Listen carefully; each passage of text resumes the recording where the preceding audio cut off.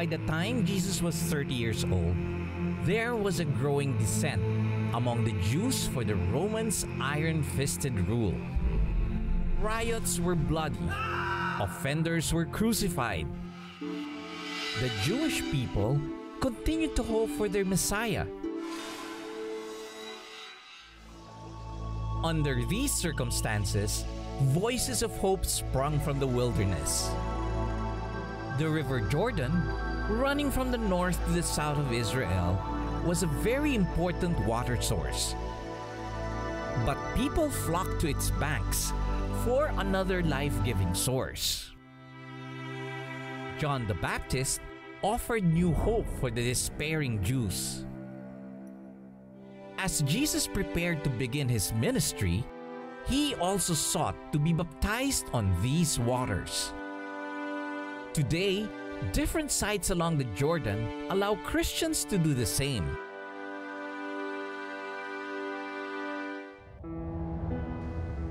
After receiving his heavenly mandate, Jesus went to the desert to fast for 40 days and 40 nights. Here in the ancient town of Jericho, we find the mountain where Jesus was said to have faced the devil's temptations to abandon his earthly mission. But Jesus held fast and proved himself ready to begin his ministry. I, on the other hand, seemed to have lost my way and found myself facing other forms of temptation. The River Jordan continues to flow and empties itself out into a remarkable body of water. The Dead Sea is the lowest point on Earth. It is 1,400 feet below sea level. Aside from its low elevation, it's also 10 times as salty as the Earth's oceans, making it impossible for marine life to survive here.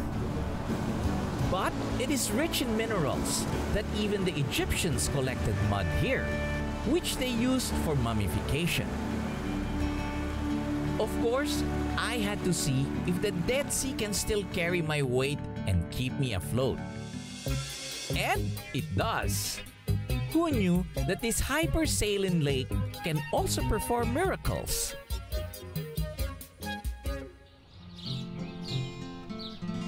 In stark contrast to the Dead Sea is the Sea of Galilee. Along its shores, we find the ancient town of Capernaum. As Jesus traveled from his hometown Nazareth, he settled here in Capernaum and started his ministry. The remnants of a 4th century synagogue can be found here, as well as the ruins of a house that stood during the time of Jesus. It is claimed to be the house of Peter himself, one of the first apostles. As he walked along the shores, he saw Simon, whom he called Peter, and his brother Andrew, who were casting nets. At the time of Jesus, the freshwater lake had a thriving fishing industry. Here in the Sea of Galilee, Jesus finds his first disciples, and he promised to teach them to be fishers of men. Boats played a large role in Jesus' life and ministry, and are mentioned about 50 times in the Gospels. So imagine everyone's excitement as archaeologists unearthed an ancient boat which existed during the time of Jesus. Made of cedar planks and ancient nails, it had a flat bottom, which allowed it to get very close to the shore while fishing. Today, one can still enjoy a boat ride across the calm lake. Just don't go overboard and try to walk on the water.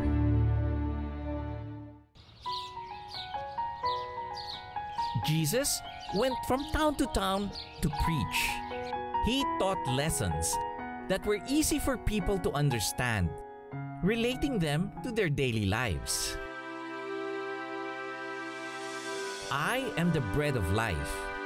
He who comes to me will not hunger, and he who believes in me will never thirst.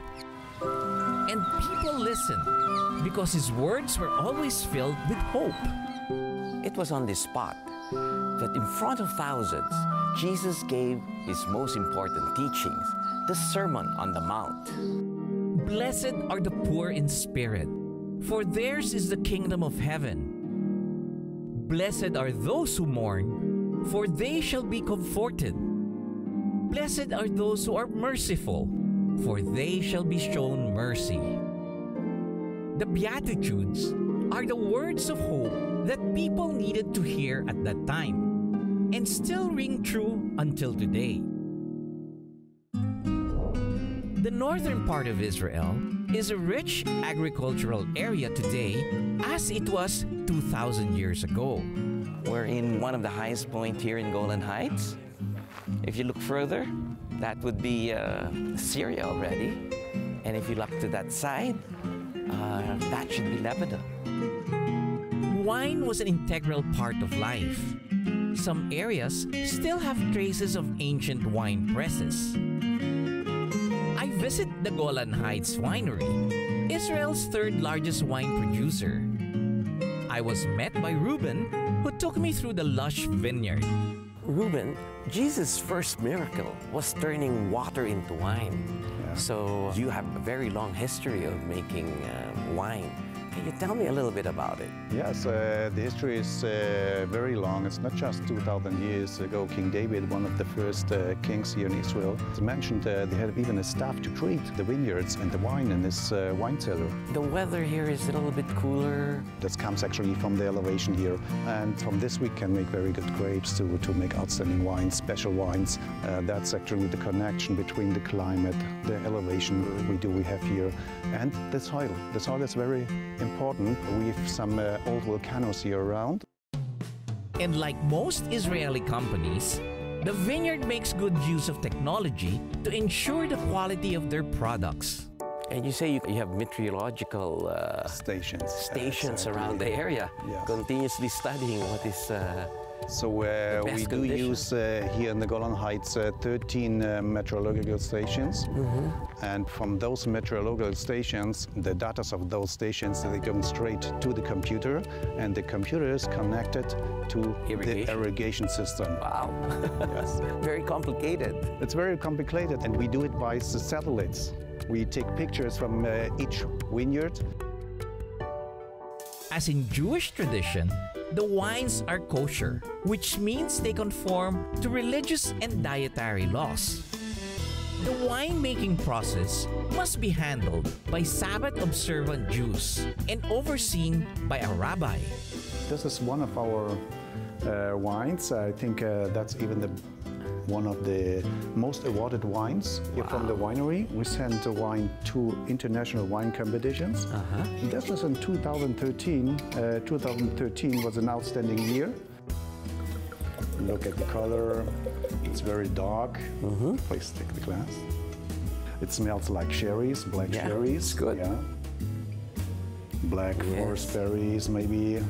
Just to explain the wine, very good. Very good. Now let's taste wine. We actually here in Israel, we say in Hebrew, Yes. Lechaim. Lechaim. Lechaim means to life.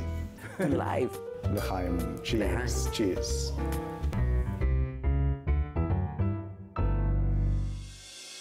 Up next, we continue to walk where Jesus walked on the final days of his earthly life.